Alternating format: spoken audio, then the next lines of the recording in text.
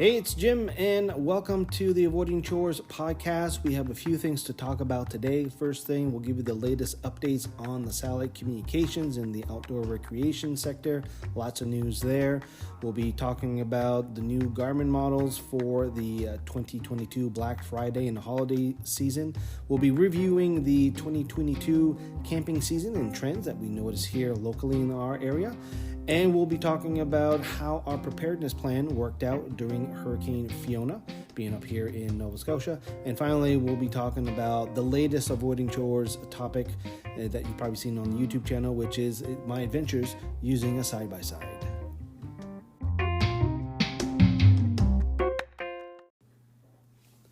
And our first topic today is satellite communications. This was a topic that I've been hearing a lot of over the last few months. And this is where, for us consumers, we have the device that we're able to communicate via satellites. There are a number of products that have been on the market for a number of years now: Spot, inReach, ZOLEO. But now, with the new iPhone 14, you'll be able to do the same thing. Now, the feature is live right now for the US and Canada. Apparently, it's going to launch in the UK and I think Germany later on towards the end of the year. Which makes this kind of interesting is how we're seeing more and more stories of people using this technology, but at the same time still leaning on a smartphone for a lot of things. You're using your smartphone for your GPS, you're recording your track, maps, and now you're going to potentially use your iPhone and most likely Android in the next year or so to do satellite communications. To me, I always thought that getting a dedicated GPS for that kind of stuff is good because your smartphone should be the most precious thing on you when you're going out. But still, you still got to need a plan. You still got to tell people where you're going and what your route are and what your plan is. So anyway, the way that the feature works on the iPhone, basically it uses the Global Star network, which is the same provider as the Spot, and they use Response SOS as the SOS processor. So for the other satellite systems, let's say on the Iridium network where you'll see inReach and ZOLEO, they use what used to be called GEOS, now it's IERS, which is owned by Garmin, actually. They will process these SOS messages and then contact the local authorities in your jurisdiction to send help when you're doing it. Basically, you'll need to point the phone directly over clear skies, try to get a hold of satellites.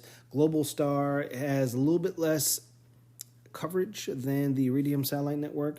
We see the trend now with inReach and ZOLEO, and I think there's one called Stick that uses mostly the Iridium satellite network, has better coverage, faster response times. But if you have an iPhone 14, you can go under your settings and you can get into a demo mode. But this is going to be a trend that we're going to see. I don't know if we're going to see an additional setup fees, and that's because for other devices, inReach, ZOLEO, you do have to pay a monthly service fee to maintain the service on these devices. But it'll be interesting to see as the service rolls out, to see are people using it or if it's very useful. And what we're talking about when you're doing these satellite SOSs, you're talking about sending 160 character text. And for some devices, you'll be able to do two-way messaging. So with the iPhone, I assume you'll be doing two-way messaging, same thing that you can already do with inReach for several years now, and same thing with the ZOLEO.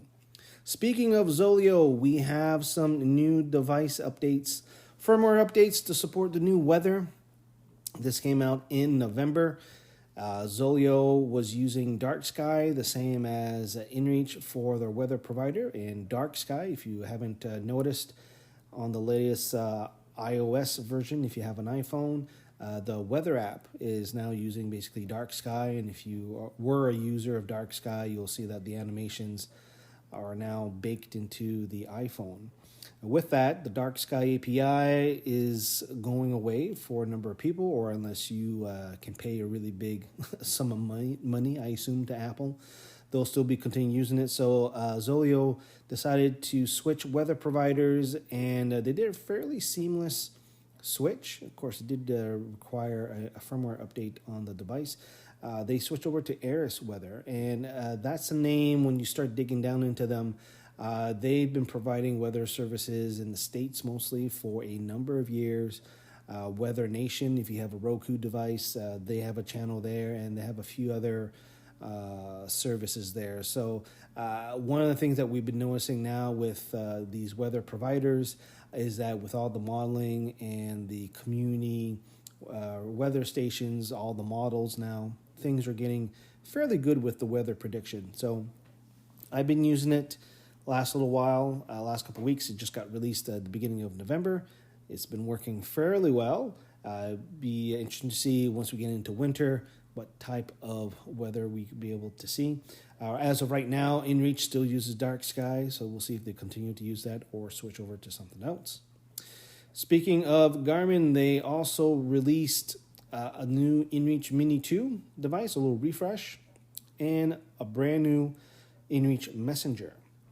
And the inReach Messenger is a direct response to the ZOLEO, and in terms of its functions and messaging flexibility. I've started to do some compare videos that you can find on the website or on the YouTube channel. Basically, Garmin is trying very hard to replicate the features that ZOLEO came out with almost 3 years ago. Essentially, it focuses on messaging, right? You're using your smartphone and your app, and it's just another messaging app you put on your phone. ZOLEO has made it really flexible that you can incorporate your chats. All right. The biggest issue with these devices is that once you start to initiate a chat, you always have to go through the device and through the satellites. ZOLEO, you're able to do this over Wi-Fi, cellular, or satellite as a last resort. It goes from cheapest to most expensive. And with the Garmin Messenger, that is supposed to replicate that. I found that the messaging routing between Wi-Fi, cellular is wonky at the best. Satellite seems to be good.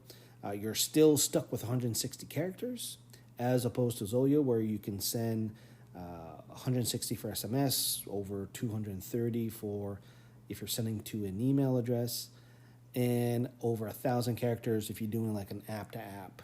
All right, and this is what these apps will do now, right? If you want to chat with people, right, for people who don't have these devices, you're encouraged to download the app on your phone and message that way. Works very well with ZOLEO because you're able to embed the location share plus, which is if you wanted to track your trip and you wanted your specific contact to see where you're at every 10 minutes, they'll be able to use the app and look at it that way. Don't quite see that on the inReach Messenger and messaging app. You need a couple apps from Garmin to get the full experience here. But one of the biggest features here that will be very hard for ZOLEO to match unless they release a version 2 is the battery life. The battery life on this little inReach Messenger was promoted to be up to 28 days, and I am honestly pretty much up to there. I've had it running in the last week of October, and it's still going. I think it's down to its last 8%, and I've been leaving it outside here on the deck, right? So it's been having a lot of rain, and of course we're in Nova Scotia, Canada, getting into fall weather. The nights are starting to get kind of cold, so we're giving the battery a little workout. So yeah, the battery life, you're on it a good charge for almost a month if you're not really using it. ZOLEO will only last 4 days. Of course, I have an older model now, but hopefully they'll increase the battery life on that one. And that's about it in terms of the satellite communications. I think it's going to be really complicated now for consumers to know what's the best bang for the buck and what's the most usable. So, of course, you can always check out the website, and I'll be continuing my series of compares and see which one is better for you.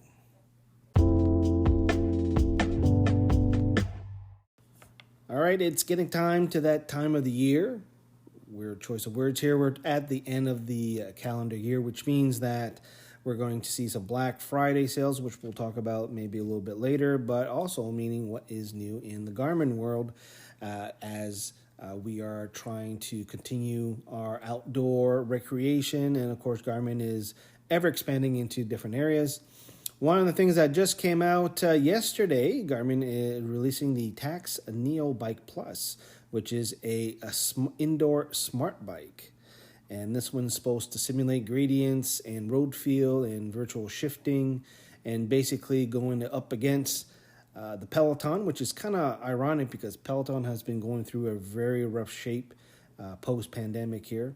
There's a whole bunch of features here, which is mimicking kind of how you're shifting through the bike, different services, the gradient motion, be able to, ride just like you're outside, but it's an indoor stationary bike.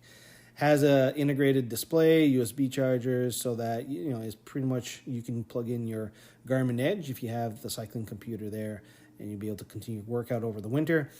As expected, you will have some additional content here. You'll have some videos, and you'll have some ride with the pros.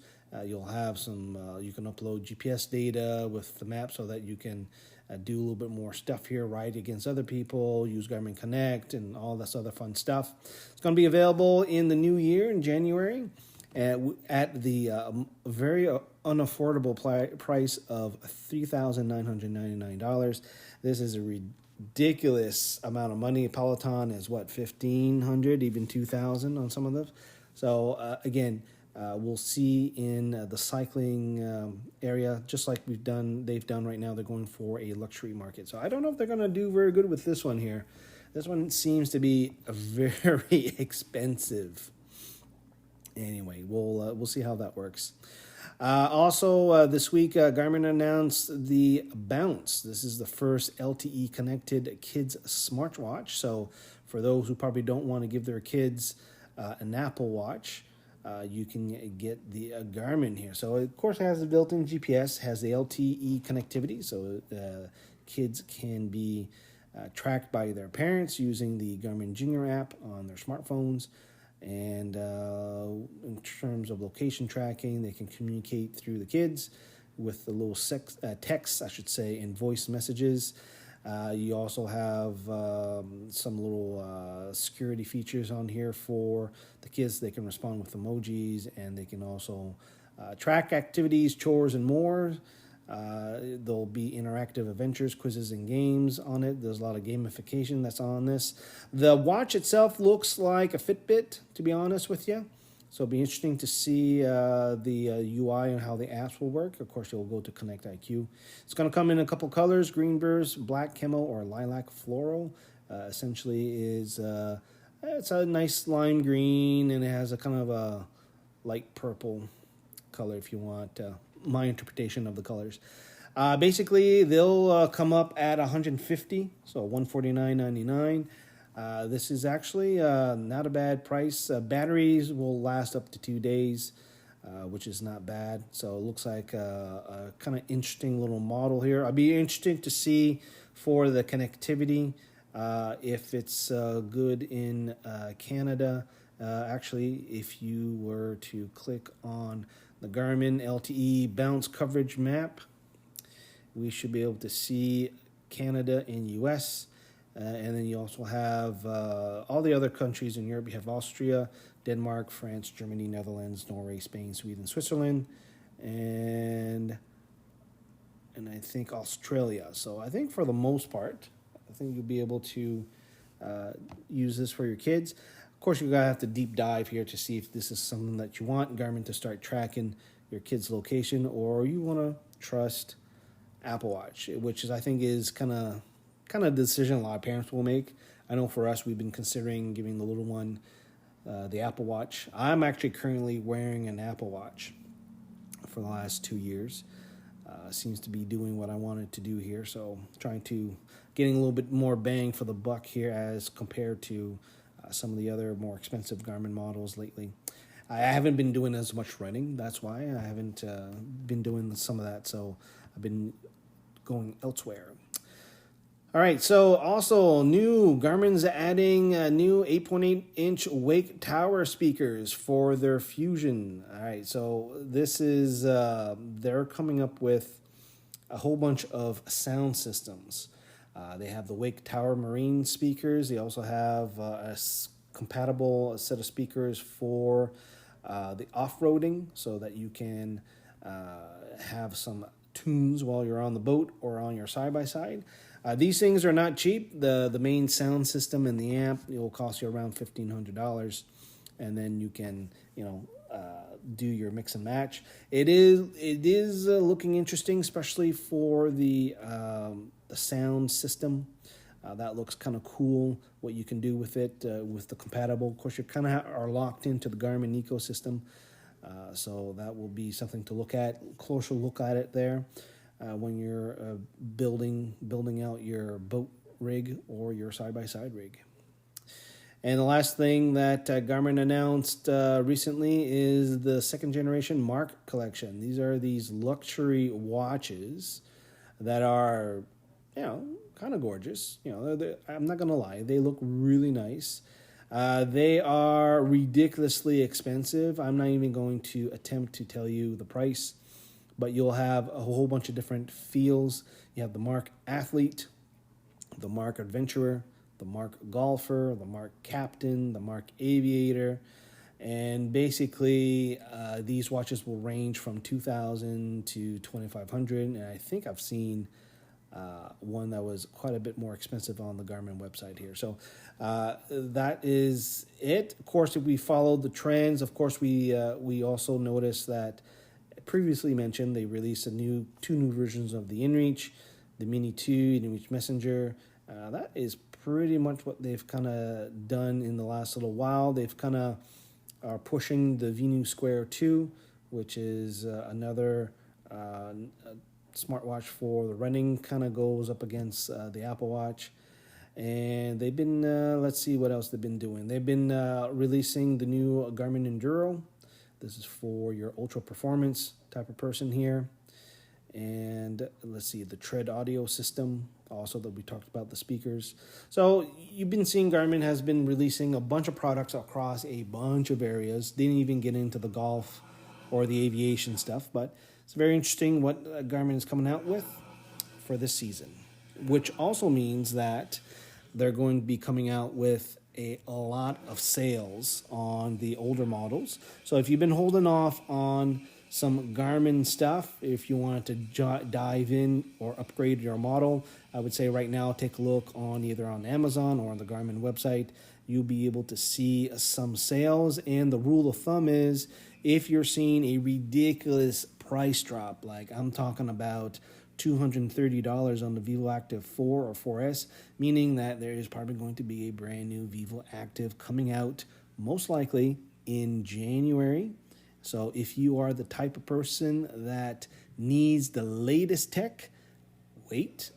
If you want a new Vivo Active.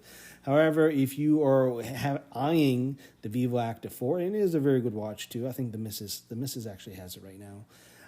Good watch. So if you want to get your hands on that, this is the time to do that. Same thing on the Venu 2 and 2S. Big price drop on that. Also on the Venu Square, the original one, $150. Of course, the Venu 2 just came out, so take an eye on that. The Forerunner is 735 XT. You have a big price drop on that.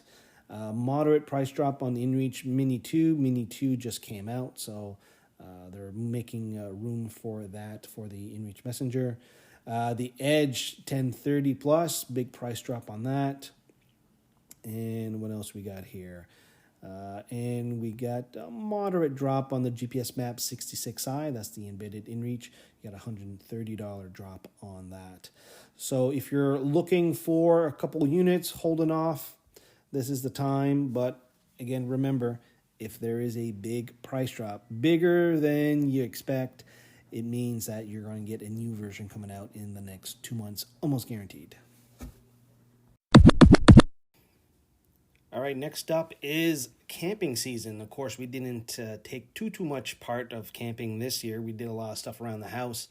working on landscaping and enjoying the side-by-side and doing some trail riding that way. But it's been a very good camping season so far. Nova Scotia numbers came out. They're indicating about 1.5 million people visited the parks this year. Of course, the parks closed on Canadian Thanksgiving. So that's why the season ended a little bit earlier, although quite a few people would like to see things extended and go back the way it was before. And this is pre-COVID, even pre that, where you had a couple year-round parks. But, fairly good year. Of course, it pales to if we go over to neighboring Maine. They had about 3.3 million visitors in 2021. So, but there's no denying that you see a lot of new people coming out doing camping. You either have the people from urban areas that are trying to get out, disconnect. You have millennials. You have brand new people who want to try RVing. They're leveraging, whatever advantage they have. You see a big uptick in overlanding. I can't tell you the number of vehicles I saw with rooftop tents this year and other types of expedition type setups.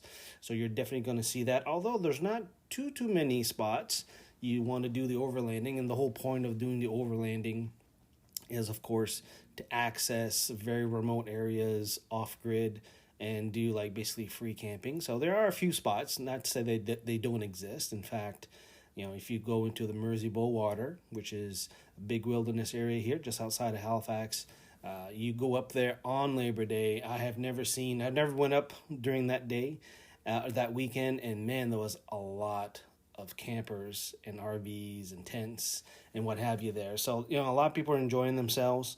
Of course, there's also a lot of new trends now that helps make things maybe a little bit more comfortable. Obviously, we are into one of them, which is the canvas and retro tents. So this is more of a rustic style with the big tents. These are not the easy, quick setup tents. I use the Kodiak canvas cabin tent, which is a fantastic tent. If you're a small family, that's definitely the one to take right there. But it is a monster to set up for sure. And the last thing you want to do is set that up in the rain too. But it does offer a very nice type of experience as compared to crawling out on your hands and knees out of a tent.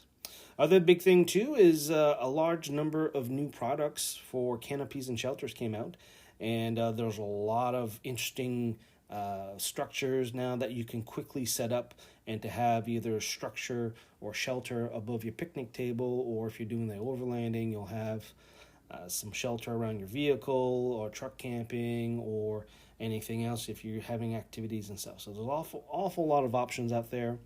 Third thing is portable power stations, right? You see the little increase of bringing little power boxes. We have a Goal Zero Yeti. Was it 200X? Not my favorite power box, but it will keep things charged up. If your cell phones, your tablets, switches, anything to keep the kids happy during the car ride to your outdoor. Of course, for us, it always takes a couple hours to get to our location, so that's always good to have. And this comes with a whole bunch of varieties now that you can find pretty much around the $300-400 mark. You can get yourself a pretty good 200 or 300 amp hour type battery, which is fairly good. Of course, it's not going to power a blender or anything like that, but camp showers, right? You'll start to see now these little kind of, it goes in with the canopies, but you also have these quick little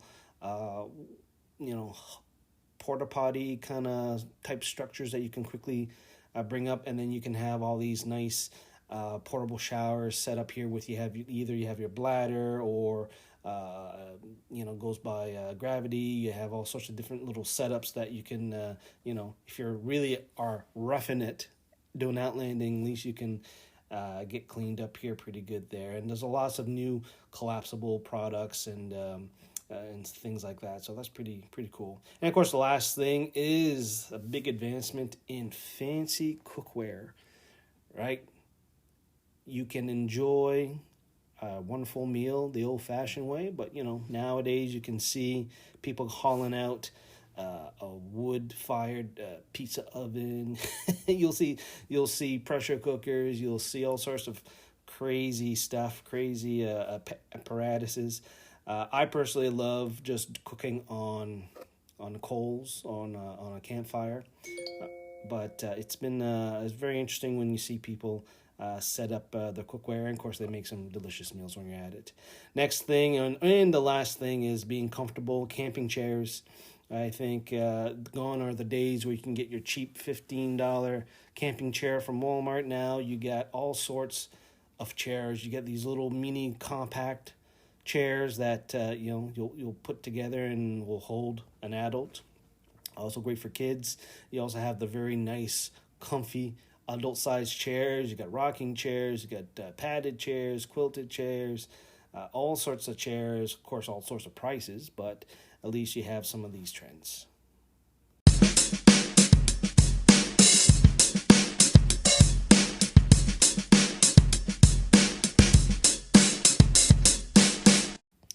All right, the last topic is how our preparedness plan went during this very busy hurricane season in the Atlantic. We were hit with Hurricane Fiona, hit us at a Category 2 in Nova Scotia. And of course, a little while afterwards, you saw Hurricane Ian down in Florida. So both situations here, not to get into the weeds, but we're basically live in an area that we will probably going to enter once or twice a year, an extended period of not having any power. And we do have our preparedness plan, and like anything else, having the plan makes things less stressful and you're able to be a little bit more comfortable. So for us, we definitely had our 72-hour plan set up. I think that cannot be overstated how essential to have that. And if we keep it to the situation of having an extended power outage, your house is fine. You're not going to get flooded. You don't have to relocate or evacuate. You're just home and you're stuck for a couple days. So how are you going to manage your food? What are you going to eat? How are you going to do the dishes? How are you going to go to the bathroom? And how are you going to sleep?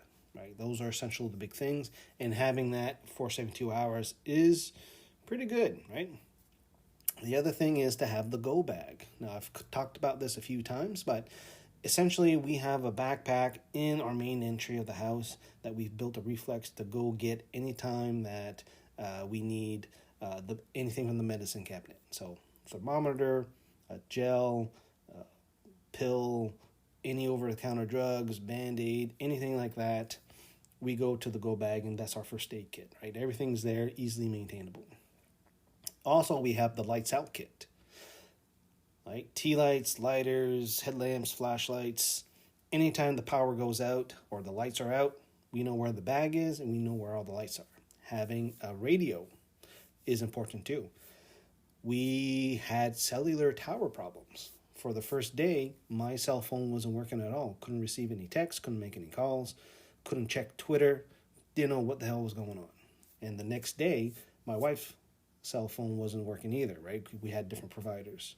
So having a functioning FM radio is very useful. Spare batteries, of course, and all that. And the third biggest thing that helped us a lot is the generator hookup. When we built the house 2 years ago, we paid a little bit more money to have a generator hookup.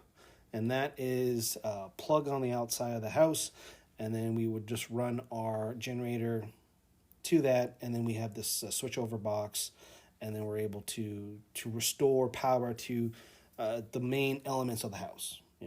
Water heater, fridge, right? The bare bones, right? And even our heat pump. Right? If we were in winter, we needed our heat pump to be working. So that got some use. I would say that little investment of, let's say it was a $2,000 investment to get the wiring and get yourself a generator is worthwhile. When I do mention about the generator, that is probably the biggest thing you're going to have to spend to do your research. Because not only do you have to wire your box, you have to decide the size of your generator. And that can be quite a bit of a challenge. But let me go back and start talking about power generators. That was probably the biggest, like I said earlier, probably the biggest piece that made lives for us in the house more comfortable during this extended power outage. But it is surprisingly how many people will just go to the Canadian Tire or Home Depot and grab whatever generator they have on hand. Usually they're in short supply, and grab it and then realize that it doesn't do the job, or they put themselves into danger, right? So the type of generator that we see or that's easily accessible is the exposed frame generators, right? You know, you see the motor, you see a gas tank on the top, and you see some tubing around it. And usually it has wheels or no wheels. That is pretty much the typical generator that we see. You also see the big home backup power generators, which is tens of thousands of dollars. But for us, we would be probably grabbing something around the $500 to $1,000 range. And one of the biggest things that I discovered when we were going through all this, or I've seen from other situations, when you do pull something off from the shelf, the probability of you grabbing a cheap one, or let's say, okay, I'm going to buy the $500 one or the $400 one, then you realize at home that, hey, one, doesn't have all the electrical outlets, the big prong plugs that you go and hook up. Let's say you have an outdoor connection that feeds into your power grid. Or two, doesn't have enough power to just power the basics in your house. So you end up with something that moderately better than being on a campground. So what we did was we figured we're going to invest about $2,000 into this. When we got the house built, like I said earlier, we wired the house for a generator. So we have a cutover panel. We didn't opt for this interlock that goes on your meter. That requires way more alignment with the power company and electricians for that. It was just simpler to just get the box. We have a secondary box here in the basement.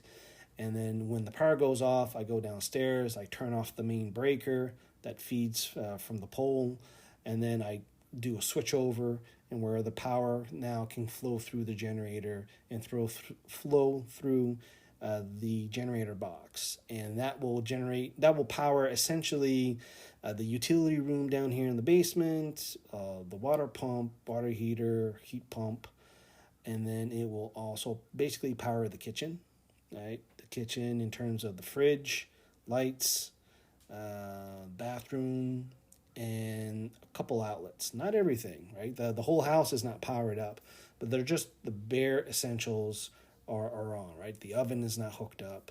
The fridge is on, but it's not. You know, some of the other appliances are not working there. You know, all the plugs in the kitchen are not hooked up because people tend to overload those, right, when you're working on the generator. So anyway, so we have the box, and it worth to take time to count through what is taking power and see what kind of power draw that you're getting. Usually a 3,500 watt generator that you'll find, you know, the cheaper model there, is bare bones, and even that wouldn't necessarily power all that you need there. And the biggest thing is it's not only the wattage for the constant draw, but it's also the startup wattage. So you can imagine something like a water pump or a sub pump starting up. That takes a lot of wattage, and you need to have that number covered. And for a lot of people, you know, maybe a 3,000 or 3,500 watt generator not quite good enough, or is bare bones. You wouldn't have anything else more than that, right? You couldn't run water. Actually, I know you couldn't run a sub pump off that. It wouldn't be enough for that. But you can run your fridge or anything that's 120, because you would have your 120 plugs for that. So that's why you start looking at, if you wanted to at least have a house with the bare bones, right? Water pump, water heater, fridge, heat pump, right? A few lights, and that's about it, right? You're all living in a room. Then you're probably going to be looking at something closer to a 5,500 watt generator with starting watts of like 7,000 or something like that. So this is the one that we opted for. And at the end of the day, the regular normal running watts, right? If you count all the lights that are turned on, if you have LEDs, 6 watts each, you look at these super energy efficient fridges now and heat pumps. They barely draw any power, and then you got to add in all your power adapters, whatever you have plugged in. One big benefit when we ran the generator is that it powered the utility room, and this is where we have the Wi-Fi and the router, the internet router, and the hub and all that stuff. So when the generator was on, internet was working, and that was one of the. Even though the cell phone wasn't working, we had the radio. At least when the generator was going, you can communicate, you can upload your pictures. Wi-Fi was working. The kids were able to get back on their tablets to do Roblox or whatever it is they're doing. Or download whatever movies they needed to download. And then you're able to kind of survive that way with it. And at the same time, you have your appliances running, your fridge. We had a smaller deep freeze, so at least you can manage your food. You can manage your water, so now you have running water. You can actually use the toilet, right? You don't have to hold on to the flushes there, right? You can use that.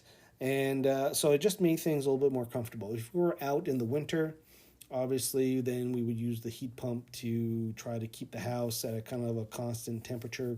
Baseboards weren't wired in, so that to me was the biggest one. And one of the things that we found was that when we were running it about 6 hours a day, so again, 2 hours first thing in the morning, 1 hour for lunch, 1 hour for supper, and then maybe 2 hours before bed kind of deal. That type of variation there. And we found that burned about 10 liters of gas. So these tanks on these generators are about 20 liters or, I think it was 20 liters. That will basically, you're able to run for 2 days. So the question is how much spare fuel that you needed. So in our case, we would had enough fuel. We had enough fuel. We had an extra can of fuel, and then we were then going to use our gas tanks from our cars or my truck to siphon gas out of that and replenish our fuel cans that way if things got gnarly. The reason why I say that is because when the cell phones weren't working, one of the biggest questions is where could you go and get gas? The nearest gas stations here weren't operational. If they were, it was only the convenience station that was on. So you could only get a bag of chips, and it was only cash only because the debit machines weren't working. So then you had to deal with cash. So, it was a little bit of logistics, right? So if if you have your plan, you have your generator, your off-grid, your power consumption, right? If you're powering a house, obviously if you're in an apartment or condo, battery box, that kind of stuff will work, right? You got to decide what you want. You have your food plan, and you're able to, the most important thing when you think about it is food, water, and hygiene, right? How are you going to manage those three things? And for that $2,000 of investment to basically get your house properly wired and have a proper generator working, it's well worth the price. Then you heard all these horror stories of people misusing a generator, right?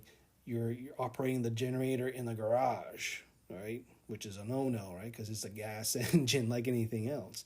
Or you're running it and the exhaust is just blowing stuff into the house, right? You're not far enough away from the doors or windows. Or in this case, you're running the generator in the rain, which is, you think about it, not the best thing, right? Not only you have an engine running, but you have a machine that's generating some very high voltage and wattage.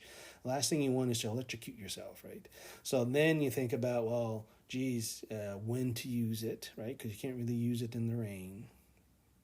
Or if you are going to use it, do you have it covered, right? And then you start to asking about, well, do I have a shelter, or can I just have it? Do I just have a little tarp?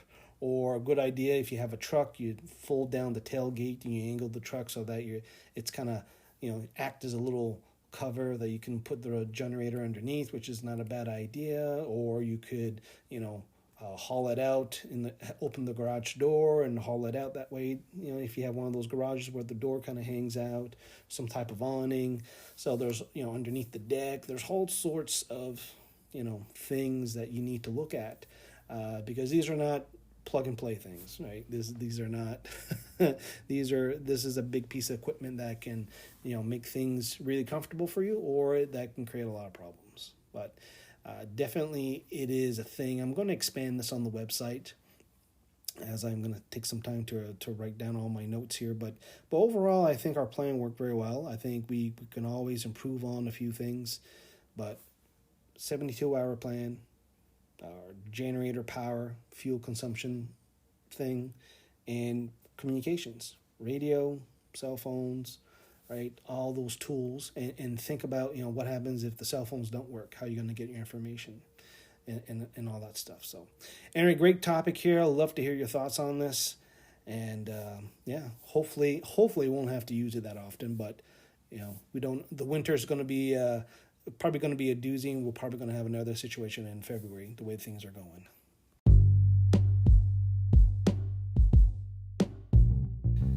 And that's it for this episode of the Avoiding Chores podcast. I'd love to hear your thoughts on the topics mentioned today. You can check things out on the website, avoidingchores.com. You'll also see a few things on Facebook on the Avoiding Chores page there. I also, of course, uploading videos and shorts now on YouTube, so you can definitely, if you want to see what's going on, definitely the website and the YouTube channel is where you're going to get most of your information here.